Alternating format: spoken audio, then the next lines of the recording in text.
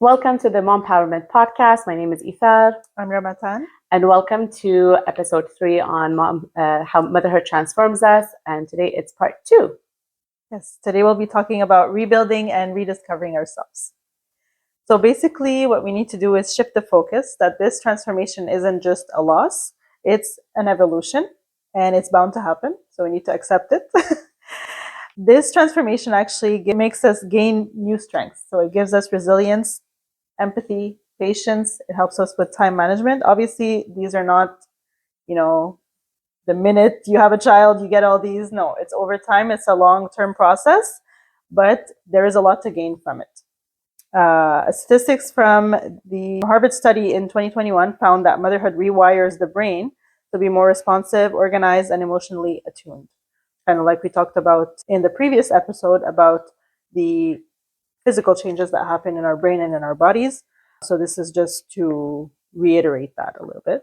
So ways that we can rediscover ourselves after motherhood so that we can feel better and just feel a little bit like our older selves is to keep some of our hobbies alive, to rediscover old passions. So whatever we used to really love doing before motherhood, and that motherhood kind of took us away a little bit from it, or we don't necessarily have the time to do because of our busy schedules, because of raising children, because of, life, try to rediscover that.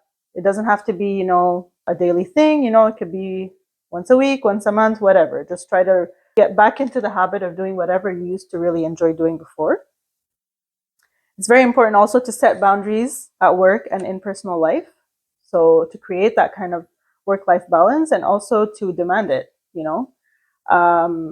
if we just keep taking on more and more and more at work, well, our family life is going to suffer, and vice versa as well. If we're just, slacking off on work to spend time with family, well, our work is also going to suffer. So it's to find that balance and to set the boundaries. Mm-hmm. Asking for help when we need it, friends, family, even the podcast here, send us a comment or a DM, whatever. This is a safe space that we want people to feel safe to share and to want to discuss whatever is on their mind, basically. It's not necessarily to give advice. It's just to discuss it. It always makes us feel less alone, basically. And also another way would be to explore some new passions. So some moms start businesses, some moms return to school, some moms just take on a new hobby, or even us with the podcast. I mean, this is new for both of us, and very nice so far. Yeah. So what are some ways that you have used to rediscover yourself? Well, interestingly enough, when you were saying how to keep hobbies alive and like rediscover old passions, I think one of the things is to also accept that it might look different the second time around. So even if you go back to something you used to really like doing, your time commitment to it might be different. So just for example, and this is not my example, but I was thinking of a friend that was saying, I used to love reading. I used to always like dive into a book and read, but then that might look differently when you're a mom, because you might not have the time to just sit down and really immerse yourself in a book. Mm-hmm. But if it's something that you really like, then shift the mindset where it doesn't have to be finishing a whole chapter or a whole book in one sitting like you might have done before. It's, I'm going to read a few pages a night, because the all or nothing approach is what robs us from finding ourselves again. So just sometimes readjusting that aspect. So I think, and I recall giving this as an example in the first episode, where one of the things that I was doing was, I know physical movement makes me feel good, but I kept attaching it to, I need to lose weight, I need to look a certain way, I need to do, like, if it's not an hour workout, it's not gonna count, because that was something that was fed into me before, and as though it's the only way. But then when I shifted and look at, okay, how do I fit it where it's realistic to my current season of life? A 15-minute workout with intention of, it makes me feel good, it makes me focus better, it makes me sleep better, is better than nothing. Of course. Because if I go in with the approach of, and when I started shifting that focus where my intent shifted, that's when I started seeing results. That's when I started seeing that I'm sleeping better, my energy is different, I can focus better, I'm less snappy with my kids, because I changed my expectations of it. It's not like this 1 hour workout is going to fix my whole life. Yeah. You know, it's Exactly. now this 15, 20 minutes is going to serve me. And it's also something that's nice for your kids to see you like doing something that you love. Like I know this past winter, it was the first time I started skating again in, I want to say like 20 years. Oh, wow. 20 years. I haven't skated.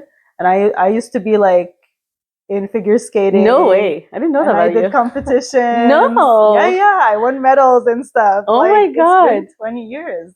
Like the life just happened, and you know, like college, university, Yeah. all that. I just got out of it. And I used to love skating, and you know, I took the kids and it was the first time for them too. But for me, like I was a little bit nervous about going because it's been 20 years I haven't skated and it's on ice and everything.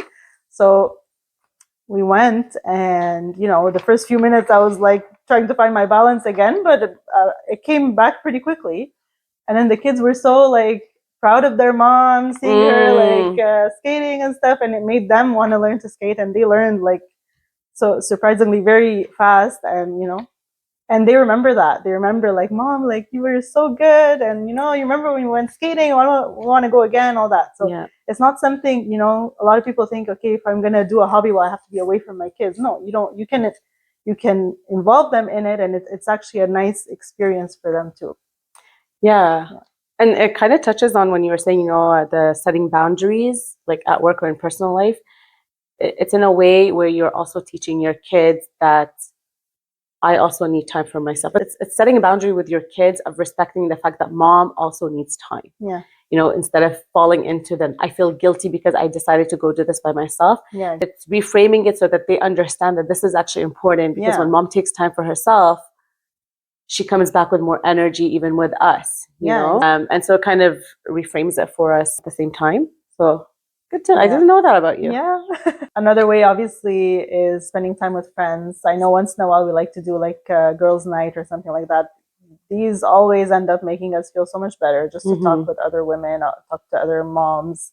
And we're not necessarily, like, I know the conversation usually shifts towards our kids, but still, like, we still enjoy it, and it's still a way for us to reconnect with people outside of being a mom. You know? Yeah, absolutely. And that's where, you know, when I tell you sometimes we need to look at what are our needs. And then sometimes if we wait around for somebody else to do it for us, then we might never get to it. If we're waiting for the perfect moment, we're never going to get to it. And so even for myself, part of the reason why I was also motivated to do this with you is I had the need to have a sense of community or belonging or to connect. Yeah. I've always been that type of person when I need that. And I felt like I was missing it. And so I was like, why am I waiting for somebody else to meet my need? Why can't I just create it for myself? Yeah. And because then I'm not stuck in that resent, or like it's easy to deflect it onto somebody else. Like it's easier to come and say, oh, it's because you're not. Like, you know, it's looking back, what do I need? And that was part of the reason I was like, okay, I need more movement. I need to be physically strong for my kids.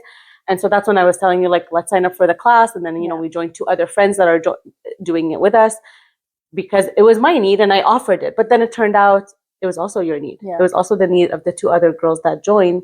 And sometimes you just create a movement, and it ends up doing a momentum of taking action for yourself. Because and that was something that I had learned from the mindset mentor of, like, you know, start with something small and then it builds a momentum where it makes you feel like you want to keep going. Yeah. But if you set yourself up with, I'm not going to be able to do this, the momentum you're doing is that I can't do this. Yeah. Versus I can do this and I want to do this and this is why I'm doing it, then it builds the momentum of we can do this. Yeah. You know? Did you discover new passions since becoming a mom? I used to really hate reading as a child. I think part of the reason was because, like, in school, they sometimes they force you to read like certain books and then reflect on them and whatever. I think I didn't like that for the longest time. And so I just, reading was not something that appealed to me. But recently I've been, you know, going to the library with the kids and all that. And I picked up a book and I started reading just like casually, 1 to 2 pages a day, like no stress, no pressure, nothing. And I started really enjoying it. So that's one thing I started as a mom. And surprisingly, like also because a lot of people with these types of activities, because you need quiet, you need like, it's hard with the kids. But surprisingly, like when I pick up a book, the kids are not like always, like at first they were nagging and whatever. But eventually, when I would sit and pick up a book at like a reasonable time, they would just bring their book and sit next to me and start reading too. So you're promoting good behavior too. Yeah. Like we're always worried that, oh, because I have kids, like it's hard and I'd have to read at night or like wake up early in the morning. We're always like putting barriers to what we want to do. But sometimes it's as easy as just like do it and they'll follow you. Exactly. Yeah. Exactly. That's so true, because that's what I felt too. And it was the same thing about like the working out. Like if I used to do it, I'm like, okay, I have to wake up at the crack of dawn so I can do it. But then now my kids wake up that early too. It's like I can't control like the sleep regressions or the changes and stuff like that, or if they get sick or I don't know what. So now, like when they saw that this is now a priority, they just play around me working out. Maybe half the time I'm going like, okay, get out of my way or something like that. But now they know it's something important. So they've accepted that it's part of it. They're just being kids. And that's the thing. That could be another topic for another time, where we feel this need that we have to entertain our kids 24/7. So, part of like doing these tips and tricks, it's to be able to really do that. It's going back to the first topic that we had in our first episode. It's how do we show ourselves that self-compassion, because motherhood transforms us in a way where we feel like we're losing the sense of self, and we're like struggling with accepting being a mom and what that means. And so feeling a sort of grief to who you were before and loving who you're becoming now, or having even mixed feelings about it, are feelings that can coexist. You don't need to be one way or another. You can also grieve how you were before, but still love your kids. You don't have to fall into the trap of guilt and shame of, I keep thinking about how I used to be and that means I'm not a good mom. You can still feel that and be a good mom. And then being a good mom depends on how you want to define it. How do you make room for that? And so when it comes to showing that self-compassion, it's taking the time to reflect on, what are my triggers? Where are they stemming from? When did I notice that I'm changing? What are the versions of how I'm changing that I want to keep? And what are versions that are not aligning with what you want to be? And how do you work on them?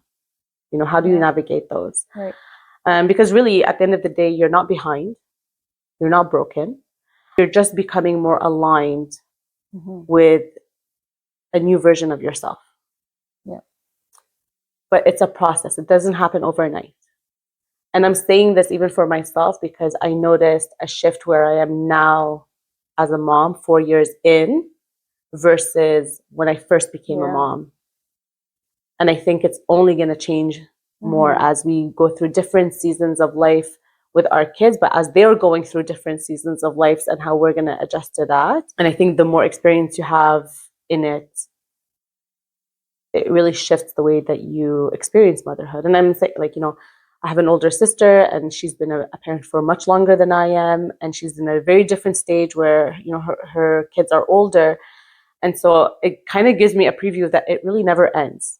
Like there's just going to be so many different shifts, and you're going to gain more confidence in certain areas, but then you might second guess yourself in different areas because it's still new. And so again, that term that you brought in the first episode about matricence, and how to, like, we need to hold more space for that. That this stage might be a long stage, a forever stage. And so how can we show ourselves more kindness through that? So really, as moms, what we're really trying to tell you is, what we kind of touched on, of connect with other moms, share your experiences. Don't keep things just internalized and then feel that you're going through it by yourself. Connect with your communities, be them in person, virtual, whatever it looks like for you. If you feel like you don't have that safe support system around you, connect with us, and because there's other people like us that are connected. Whoever's listening to this, if you're listening to it, it's because you want that space. And if you're listening to it because you really like our voices, that's awesome That's too. okay too. But it's important to connect with that, and that's part of the things that we want to do later on of looking at creating mom circles or doing maybe a virtual session where we invite those that are interested, where we can create that space for sharing and a sense of belonging and community. Right. So we talked about identity shift, grief, and letting go of our old self, how we grow into motherhood, self-compassion needed to accept changes and be excited for a more aligned future. So for the next episode, we'd like you, our viewers, to give us ideas. What do you want to talk about? What do you want to hear about? What do you want to know more about? If this episode resonated with you, share it with a mom friend. Leave us a comment, drop us a DM, and let us know how has motherhood transformed you. Thank you. Thank you for listening.